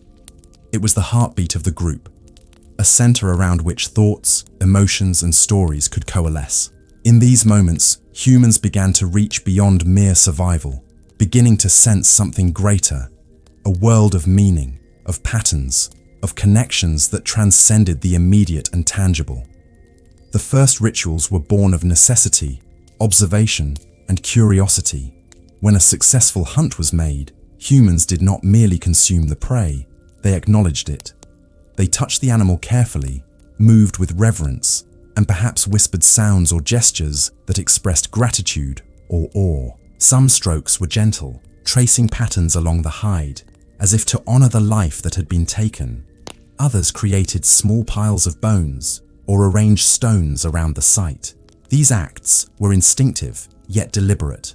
Early humans recognizing that life, death, and survival were connected, and that their actions carried weight beyond the immediate. Children observed these behaviors with wonder. They mimicked gestures, repeated sounds, and watched attentively as elders performed acts that seemed to hold unseen power. Stories accompanied these rituals, often told through gestures, sounds, or shadowed movement against the firelight. They recounted hunts, storms survived, and mysterious events in nature. The lines between action and story, survival and reverence began to blur. These rituals were at once practical and symbolic, teaching lessons about cooperation, respect, and the consequences of their deeds. As humans moved through different seasons, the patterns of life became more evident. Spring brought renewal, with the birth of animals and the blossoming of plants. Summer offered abundance, warmth, and long days. Autumn signaled preparation, harvest, and the approaching scarcity of winter. Winter brought hardship, darkness, and the need for shelter and planning. Humans began to mark these changes in ways that went beyond simple observation. They celebrated the birth of a herd's young, mourned the death of elders, and performed gestures of preparation for the coming cold. Each act became ritualized, repeated and refined, carrying both practical and symbolic meaning. The cave, long a place of shelter and artistic expression, became a center for these rituals. Walls decorated with images of hunts, animals, and hands served as reminders of past successes and failures. Humans returned to these spaces not only to rest, but to perform acts that connected them to their ancestors, their companions, and the world around them. Firelight illuminated gestures of reverence, while shadows created illusions of movement, linking past and present in a dance of memory and imagination. Certain objects began to take on special significance. Stones of unusual color, bones carved with care, feathers, and pieces of wood were no longer merely tools or materials. They became symbols, tokens of power, status, or memory. Some were worn, others placed in central locations, still others arranged in patterns that carried meaning understood only by the group. Humans were beginning to see that objects could contain thought and intention, serving as bridges between the tangible and the unseen. Music too emerged from ritual. The beat of sticks on hollow logs, the hum of voices in low tones, and the rhythmic clatter of stones created patterns that resonated in both body and mind. These sounds were often tied to events, the marking of a hunt, the celebration of a birth, or the mourning of loss. Rhythm became a form of communication, a method of coordination, and a medium for emotional expression. Music and ritual intertwined, reinforcing memory, social bonds, and a sense of shared identity. Storytelling continued to play a central role. Humans used stories not only to entertain, but to encode knowledge, morality, and lessons learned. These tales were enacted through gestures, painted on walls, or accompanied by sounds and rhythms. They became rituals themselves, repeated and remembered, forming a cultural memory that extended beyond the individual. Story and ritual were inseparable, each amplifying the other, creating a foundation for collective identity and understanding. The sense of awe expanded beyond the immediate environment. Humans began to notice the patterns of the sun and moon, the rising and setting of stars, and the cycles of weather. They created ceremonies to mark solstices, equinoxes, and other significant celestial events. Fire, smoke, and arrangement of objects became part of these ceremonies, linking human life to the greater cosmos. Reverence and curiosity merged, forming the earliest roots of spirituality, philosophy, and the desire to understand forces larger than oneself. Death, too, became a focus of ritual. Humans recognized that life was finite, and the passing of companions demanded attention, respect, and memory. Graves were marked with stones or objects of significance, the body carefully positioned, sometimes accompanied by items that had been valued in life. Stories were recited, songs hummed, and gestures repeated to honor the departed. Through these acts, humans created continuity, a sense that life extended beyond the immediate, linking generations through memory and ritualized behavior. Rituals also strengthened social bonds. Groups coordinated activities around ceremonies, preparing food, maintaining fire, arranging objects, and teaching children the practices and meanings. Each act reinforced trust, cooperation, and understanding. Leadership, knowledge, and skill were demonstrated and recognized within these contexts, forming the early structure of social hierarchy based not on domination, but on wisdom, experience, and care.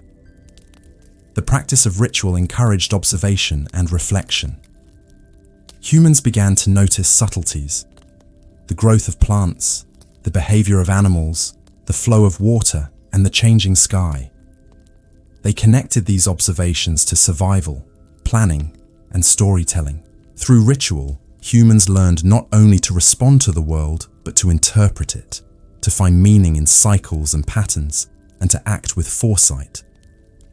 Ritual became a way to impose order on chaos, to weave experience, memory, and imagination into a coherent understanding of life.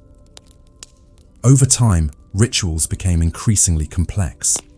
They involved multiple participants, objects, sounds, and sequences of action. Some marked the cycles of nature, others celebrated milestones, while still others sought protection or guidance from forces unseen. Each ceremony reinforced the sense that humans were part of a larger whole, not isolated individuals, but members of a network of life, memory, and imagination. Through the birth of rituals, humans began to understand themselves in relation to the world. They recognized patterns, consequences, and connections. They learned that actions had significance, both seen and unseen, immediate and lasting. Through fire, song, gesture, and story, they shaped experience into meaning, survival into culture, and observation into wisdom. The earliest rituals were small, instinctive, and practical, yet within them lay the seeds of religion, philosophy, art, and civilization. Humans were no longer merely reacting to life. They were beginning to interpret it, to honor it, and to participate consciously in its patterns. Ritual had awakened the mind to reflection, imagination, and reverence, and in this awakening, humanity took one of its most enduring steps forward. The sun rose slowly over the rolling hills, casting golden light across valleys that were beginning to echo with the sound of life. Groups of humans moved deliberately, not only in search of food, but with awareness of space, place, and the presence of others. The landscape, once a boundless expanse of uncertainty, was gradually becoming familiar, mapped in memory, marked by observation, and shaped through cooperation. With each passing season, humans were discovering that together they could accomplish more than any individual could alone. This was the birth of the first communities. Settlements were not yet permanent, but they had recognizable centers, clusters of shelters arranged around fire pits, storage areas, and spaces where water could be gathered. These centers were chosen carefully, often near rivers or fertile plains, where food and resources were abundant. They were safe from predators, yet open enough to monitor the approach of threats. Even in these early formations, humans demonstrated an intuitive understanding of spatial organization, a recognition that order and proximity could enhance survival. Life in these communities required coordination. Hunting large animals demanded the collective effort of many. Some individuals tracked the herd, others drove it toward strategic locations, while skilled hunters lay in wait, prepared to strike. These joint operations depended not only on physical strength, but on planning, communication, and trust. No longer was survival solely a matter of instinct. Strategy and foresight became essential. Those who could observe, anticipate, and direct gained respect and influence, forming the earliest hierarchies based on skill and knowledge. Division of labor became increasingly evident. While some hunted, others gathered roots, fruits, and herbs. Some cared for children and the elderly, maintained shelters, or tended fires, while others experimented with tools, weapons, and techniques. These roles were flexible, shaped by ability, necessity, and circumstance, yet they reinforced the concept that the group's strength depended on collaboration. Each contribution mattered, and humans learned to value diversity of skill and experience. Cooperation became not just practical, but a guiding principle of life. The structures themselves evolved with experience. Simple shelters of branches and hides were refined into larger, more stable constructions. Fire pits were centralized, with arrangements that optimized warmth, light, and safety. Areas were designated for storage, preparation of food, and social gathering. Humans began to understand the importance of maintaining their environment, clearing spaces, reinforcing structures, and managing resources to sustain the group. These practices laid the foundations of early engineering, planning, and environmental stewardship. Communication deepened within these communities. Gestures and sounds became more nuanced, forming the basis of early language. Humans began to signal across distances, warn of danger, coordinate hunts, and instruct others in the preparation of food or tools. The sharing of knowledge became formalized through demonstration, repetition, and storytelling. This collective memory allowed communities to retain wisdom beyond individual lifespans, transmitting survival strategies, innovations, and cultural practices across generations. Rituals and traditions became central to community life.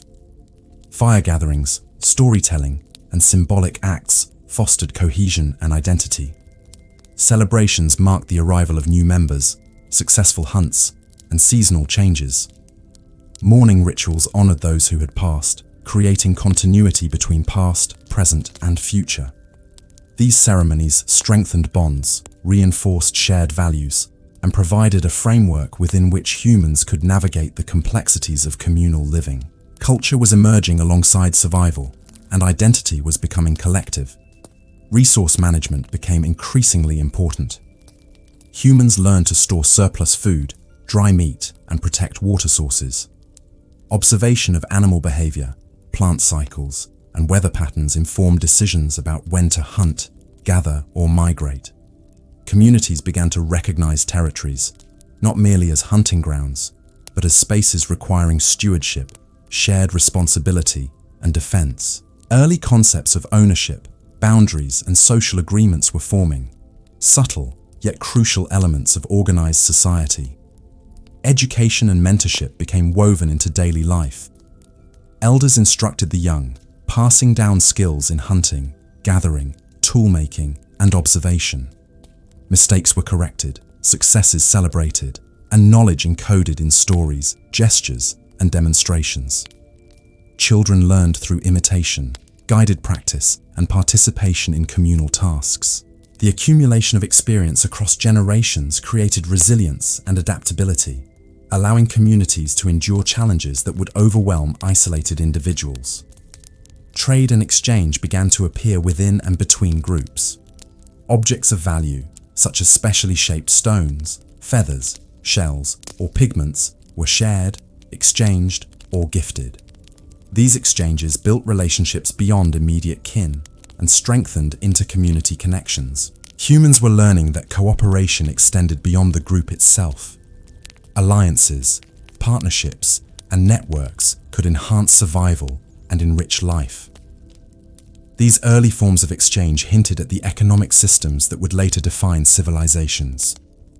Conflict, though less common than cooperation, was also part of early communities. Competition for resources, disagreements over leadership, and disputes about territory required resolution. Humans developed strategies to negotiate, assert, and compromise, often relying on social bonds, rituals, or the guidance of respected elders. The need for order and balance within the group fostered the emergence of early governance, the first rudimentary forms of law, and the understanding that stability enhanced collective survival. Daily life within the community was rich with observation and learning. Humans tracked animal migrations, studied plant growth, and monitored environmental changes. They experimented with new tools, observed the effects of fire, wind, and water, and adapted to challenges creatively. Knowledge became cumulative, practical, and shared, forming the first coherent body of communal wisdom. The physical, social, and intellectual dimensions of life intertwined, creating a web of interconnected activity that strengthened resilience and identity. Art and symbolism were inseparable from community life. Cave walls, stones, and crafted objects bore markings of hunts, ceremonies, and stories. Colors, patterns, and shapes conveyed meaning, recorded memory, and fostered unity. These artistic expressions reinforced social cohesion, transmitted knowledge, and allowed humans to explore imagination, emotion, and identity in ways that transcended immediate survival. Culture, in its earliest form, was now inseparable from community. By the time dusk settled, humans gathered around the central fire, sharing food, stories, and songs. The younger members listened attentively, absorbing lessons that would guide them in the days and years to come. The group's strength lay not only in numbers, but in trust, shared experience, and accumulated wisdom. Communities were becoming living systems, flexible, adaptive, and capable of growth.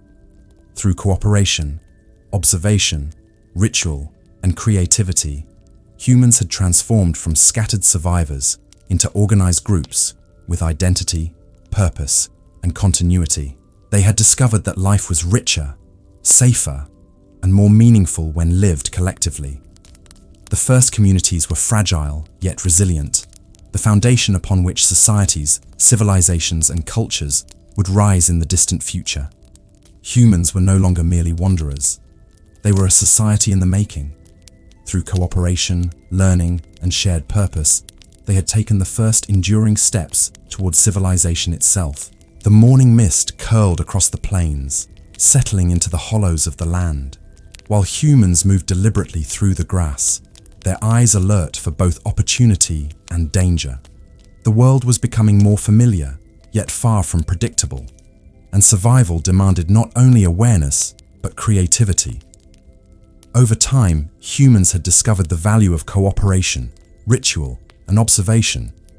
But now a new force was emerging: ingenuity, the ability to solve problems, adapt, and invent. This spark of innovation would become a defining feature of humanity. Tools were evolving at an astonishing pace. Simple stones and bones were shaped with increasing precision, becoming instruments of efficiency and versatility. Knives were honed to slices so fine they could prepare food and carve hides with unprecedented skill. Spears were balanced to fly straight, tips sharpened and reinforced for maximum impact. Axes and digging sticks were refined to allow tasks once cumbersome or impossible to become manageable. Each innovation represented observation, experimentation, and careful adjustment, the product of minds learning from the world and each other. Early humans did not limit themselves to objects already at hand. They experimented with materials, testing hardness, flexibility, and durability. Stones were struck together to create sharp edges, wood was shaped and reinforced, and bone and antler were carved for specific functions. They discovered that different rocks held unique properties. Some fractured predictably, others resisted chipping, while some could be polished for smooth surfaces. They observed patterns in nature and mirrored them in their tools, a process that combined practicality with emerging aesthetics. Fire became an instrument of innovation. Beyond warmth, light, and protection, it allowed experimentation with cooking, hardening tools, and transforming materials. Clay vessels were fired to hold water and preserve food. Stones could be shaped more effectively with heat, making cutting and carving easier. Food cooked over flames became more digestible, safer, and nutritious. Fire transformed survival into mastery, extending life expectancy and allowing energy to be diverted into creation rather than mere consumption. Hunting techniques advanced alongside tool development. Humans discovered methods of driving animals into traps, using terrain to their advantage, and coordinating groups to encircle prey. Nets woven from plant fibers, ropes twisted from vines, and snares constructed from flexible branches were applied with increasing sophistication. Each success prompted reflection. What worked, what failed, and how could it be improved? Ingenuity became iterative, a cycle of observation, experimentation, and refinement. Water and its flow inspired early problem solving. Humans observed currents, tides, and rainfall, and began to manipulate these forces to their advantage. Simple channels diverted water to areas where plants could be cultivated, or where storage pools could hold drinking water for dry periods. They noticed that rocks and logs could guide flow, that dams could temporarily halt movement, and that shallow pools created safe fishing areas. By observing patterns and testing interventions, humans began the earliest forms of engineering. Shelters became increasingly sophisticated. Humans learned to combine materials, reinforce structures, and orient dwellings to maximize warmth, stability, and protection. Techniques for securing hides, interweaving branches, and layering materials demonstrated both practicality and emerging understanding of physical properties. Some groups experimented with cave extensions, building rudimentary walls and partitions.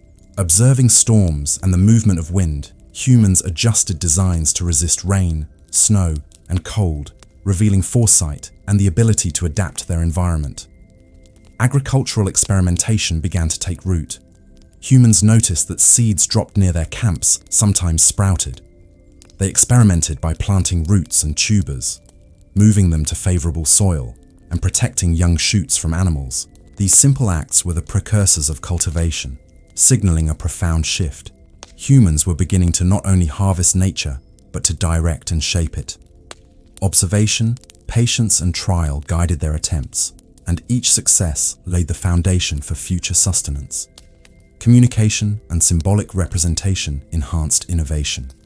Humans developed more nuanced gestures, sounds, and markings to share discoveries. Patterns etched into stone or drawn in the dirt communicated techniques, locations of resources, and sequences for crafting tools. Knowledge was increasingly cumulative, shared across generations, and no longer confined to individual memory. The social transmission of innovation amplified its impact, turning small insights into broader societal advancement. Art and ornamentation began to intersect with ingenuity. Humans discovered that materials could be shaped not only for utility, but for expression. Stones were polished, bones carved, feathers attached to clothing, pigments applied to hide and skin. These acts reinforce social identity, status, and memory, while simultaneously demonstrating technical skill.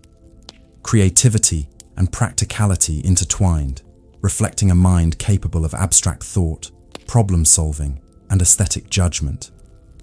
Observation of the natural world continued to drive innovation. Humans tracked animal behavior, noting migration patterns, feeding habits, and nesting locations. They observed plant cycles, identifying edible, medicinal, or otherwise useful species. Rocks, shells, and other natural objects were tested for properties, repurposed as tools, ornaments, or implements. Every encounter with the world prompted reflection, adaptation, and invention. Humans were learning that attention, patience, and experimentation could transform the environment into a partner rather than an adversary. Problem-solving extended to social organization. Humans experimented with leadership, task allocation, and conflict resolution. Groups observed which arrangements enhanced cooperation, survival, and harmony. Decision-making became more deliberate, with respected elders guiding strategy, younger members contributing energy and innovation, and the group collectively learning from experience. Social ingenuity was as crucial as material ingenuity, allowing communities to endure challenges that might otherwise have fragmented them. Humans also began to manipulate fire for experimentation beyond immediate survival.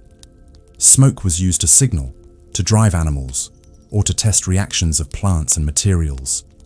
Flames were observed for heat patterns, intensity, and effects on objects. The controlled use of fire allowed humans to explore chemistry, physics, and material transformation, laying the groundwork for future technological development. The mastery of fire became a gateway to experimentation, imagination, and understanding the hidden properties of the world. Even play became a tool for innovation. Young humans experimented with throwing, shaping, and arranging objects, testing cause and effect. These activities developed skill, coordination, and creativity. Games mirrored real challenges, hunting, tracking, and problem-solving, allowing practice in a low-risk environment. Observation and imitation transformed play into preparation, invention, and learning. By the time dusk fell and fires flickered across the encampments, humans reflected on their achievements and trials. They had discovered ways to manipulate materials, harness natural forces, communicate complex ideas, and solve practical problems collectively. Every tool, shelter, and method represented countless experiments, failures, and small victories. Ingenuity had become a defining trait, transforming life from reaction to anticipation, from survival to creation. Humans were no longer simply adapting to the world, they were reshaping it. Through observation, experimentation, and imagination, they had begun the long journey from instinctive survival to conscious mastery, paving the path towards civilization, technology, and the limitless possibilities of human potential. The wind moved silently over the plains, brushing against grasses and stones, while humans gathered in small clusters, their attention divided between the land, the fire, and each other. Over countless seasons, they had learned to survive, to innovate, to create, and to organize into communities. Yet, an invisible force was beginning to shape their world in ways as profound as fire, water, and stone. This force was language, the emergence of structured communication, symbolic thought, and shared understanding that would transform life, society, and the mind itself. Early humans had long relied on gestures, sounds, and expressions to communicate simple needs: danger, food, movement, or emotion. A raised hand could signal stop, a low growl could warn of predators, a pointing finger could indicate a distant herd. These signals were effective, but limited. Over time, they became more nuanced. Humans began to combine sounds and gestures, using intonation, rhythm, and sequence to convey more complex information. A series of clicks, hums, or grunts could indicate direction, quantity, or urgency. Communication was evolving from instinctive signaling into deliberate symbolic expression. storytelling played a central role in the evolution of language. Around fires, humans recounted hunts, journeys, and discoveries. At first, these stories were brief, fragmented, and heavily reliant on gestures.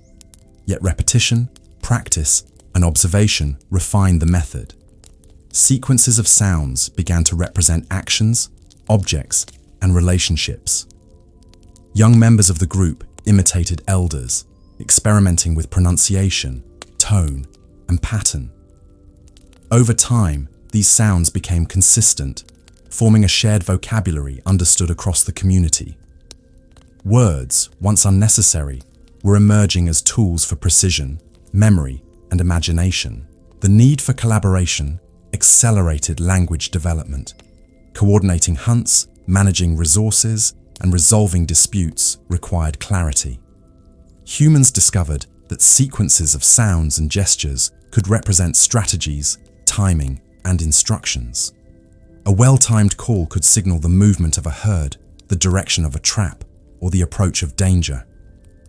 Communication became more than a survival mechanism.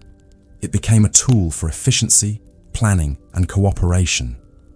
Communities that mastered these skills thrived, while those slower to adapt faced greater risks. Language also transformed social life. It allowed humans to convey emotion, intention, and abstract ideas. Expressions of joy, fear, or sorrow could be shared with nuance, fostering empathy and understanding. Humans began to recognize the power of words to influence behavior, soothe, or inspire. Praise reinforced skill, warning shaped caution, storytelling transmitted memory and wisdom. Through language, humans built trust, reinforced social bonds, and established roles within the group. Communication was now a medium, not just for information, but for identity, belonging, and culture. The rise of symbolic thought accompanied these changes. Humans began to understand that sounds could represent things not present, that words could convey concepts abstracted from immediate experience. A gesture toward a distant hill could be replaced by a word or sound representing that location. A particular grunt could indicate a species of animal, a type of fruit, or a time of day.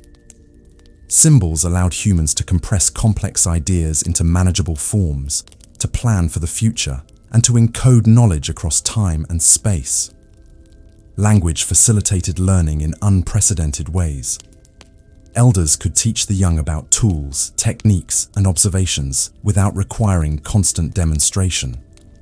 Warnings could be given in advance, strategies communicated clearly, and lessons preserved beyond immediate memory. Storytelling, instruction, and ritual became more effective, and knowledge accumulated more rapidly within the group.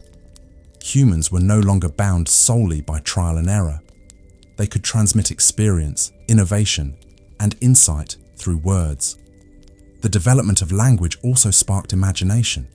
Humans discovered the ability to describe what they had not yet seen, to hypothesize about distant lands, seasons to come, or unseen creatures. Words became a bridge between thought and reality, enabling planning, speculation, and anticipation. Stories of past hunts, future journeys, or extraordinary events enriched mental life, creating a sense of continuity, identity, and wonder.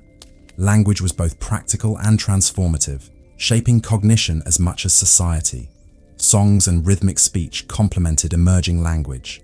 The cadence of repeated sounds, combined with gestures, facilitated memory and reinforced social cohesion. Songs recounted journeys, hunts, and rituals, embedding critical information within artful patterns. The repetition of rhyme, rhythm, and tone strengthened retention, allowing communities to preserve complex knowledge without written records. Music and language became intertwined, each amplifying the other, forging memory, emotion, and identity into a unified force. Language also enabled abstraction and categorization. Humans could classify plants, animals, tools, and phenomena, recognizing patterns and relationships. Words represented not only individual objects but groups, qualities, and actions. Humans could discuss quantities, sequences, and consequences. This ability to conceptualize and communicate abstract ideas transformed decision-making, planning, and problem-solving, laying the foundation for mathematics, philosophy, and scientific thought millennia later. Rituals and ceremonies were enriched by language. Humans could recite incantations, chants, or prayers, preserving meaning and intention across participants and generations. Storytelling became more precise and compelling, reinforcing lessons, moral codes, and social norms. Knowledge that once faded with the passing of elders now persisted, carried in words, repeated, and refined. Language ensured continuity, allowing communities to grow in size, complexity, and resilience. Conflict resolution and negotiation benefited as well. Disputes over resources, territory, or behavior could now be articulated, discussed, and mediated. Humans discovered that careful communication could prevent violence, maintain alliances, and strengthen group cohesion. Persuasion and explanation became as vital as physical skill, highlighting the power of intellect and expression. Social structures became more sophisticated, guided by understanding, consensus, and collective wisdom facilitated through speech. Humans began to map their environment through language. Names were given to rivers, hills, valleys, and forests. Patterns of animal behavior, seasonal changes, and resource locations were encoded into words and stories. Landmarks, dangers, and opportunities could be communicated across distance and generations. Language turned memory into shared knowledge, observation into guidance, and experience into collective intelligence. Humans could now navigate both the physical and social landscape with unprecedented clarity. By dusk, the group gathered around a central fire, voices mingling in song, story, and conversation. The younger members experimented with sounds, the elders guided, and all contributed to the growing web of shared understanding. Language had transformed the way humans perceived, interacted with, and remembered the world. It was the invisible tool that shaped thought, society, and culture, laying the foundation for imagination, cooperation, and identity. Humans were no longer merely observers and survivors. They were thinkers, communicators, and storytellers. Through language, they connected minds, preserved knowledge, and forged the first true culture. A bridge from instinct to intellect, from isolation to society, and from survival to civilization. The first light of dawn crept over the horizon, painting the plains in shades of gold and rose, while humans stirred within the settlements they had nurtured through countless seasons. Generations had passed, and with each cycle of sun and moon, the world of humans had grown more complex, more deliberate, and more interconnected. They were no longer scattered bands of survivors, driven only by instinct. They had learned to observe, innovate, communicate, and cooperate. Now, they were poised on the threshold of something greater, the dawn of civilization. Permanent or semi-permanent settlements had become the center of human life. Communities were no longer transient, moving at the whim of seasons or prey. Shelters were improved with layered materials, stone reinforcements, and fire pits carefully arranged for warmth, cooking, and protection. Paths were established between dwellings, storage areas, and communal spaces, creating a sense of organization and permanence. Humans recognized that the stability of place brought security, allowed for accumulation of resources, and fostered the development of social cohesion. The mastery of natural resources had reached new levels. Humans managed water through rudimentary channels, collected rainwater, and dug storage pits. Agricultural experimentation flourished. Seeds from previous harvests were intentionally planted near camps, leading to reliable yields of tubers, grains, and edible plants. They observed the soil, the weather, and the cycles of growth, refining methods to maximize sustenance. The connection between humans and land deepened, evolving from mere dependence into careful stewardship and early cultivation. Tools and technology had transformed life. Stone, bone, and wood tools were more sophisticated, specialized, and durable than ever before. Sharpened blades, weighted axes, digging implements, and fishing gear allowed humans to interact with the environment efficiently. Fire, carefully controlled, was used for cooking, protection, and transformation of materials. Humans experimented with new techniques, flaking stone, carving wood, weaving fibers, and crafting containers. Ingenuity had become second nature, extending human influence over their surroundings. Trade and exchange between communities became increasingly common. Objects of value, stones, pigments, shells, and crafted tools were shared, gifted, or bartered. These exchanges fostered alliances, communication, and cultural growth. Knowledge, techniques, and stories traveled with goods, creating networks of shared experience. Early humans began to understand the value of relationships beyond immediate kin, expanding cooperation across distance and group identity. Communities were learning that prosperity was strengthened through collaboration, not just survival. Language and symbolic thought reached new sophistication. Words, gestures, songs, and stories formed a rich tapestry of communication. Humans could convey abstract concepts, recall distant events, teach complex methods, and coordinate large-scale activities. Stories were no longer merely recounting hunts or survival. They encoded lessons, values, ethics, and collective memory. The spoken word became a vessel of culture, connecting generations, preserving experience, and transmitting wisdom. Through language, humans could shape thought, influence behavior, and establish a shared identity. Rituals and spiritual expression flourished. Humans acknowledged the cycles of nature, celebrated birth and harvest, honored the dead, and performed ceremonies that reinforced group cohesion. Fire, music, dance, and symbolic objects were central to these practices. Rituals linked the community to the world around them, instilling reverence for life, respect for the environment, and recognition of forces beyond immediate comprehension. These early spiritual frameworks shaped morality, social norms, and a collective understanding of existence. Social structures became more organized. Leadership emerged based on skill, knowledge, and experience. Elders guided decision-making, coordinated resource distribution, and resolved conflicts. Roles were established within communities, with hunters, gatherers, toolmakers, caregivers, and spiritual leaders, all contributing to group stability. Conflict, though inevitable, was mitigated through communication, ritual, and negotiation. Social cohesion strengthened survival and enabled larger groups to function harmoniously, demonstrating that human intelligence extended beyond physical skill into the realm of society. Art and cultural expression flourished alongside practical innovation. Cave paintings, carvings, ornaments, and symbolic arrangements captured stories, myths, and observations. Art was functional, decorative, and instructive.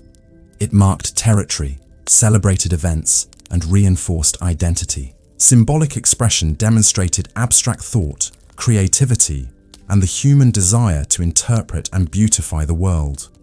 Through art, humans bridged imagination and reality, embedding memory, emotion, and knowledge into material form. The accumulation of knowledge accelerated.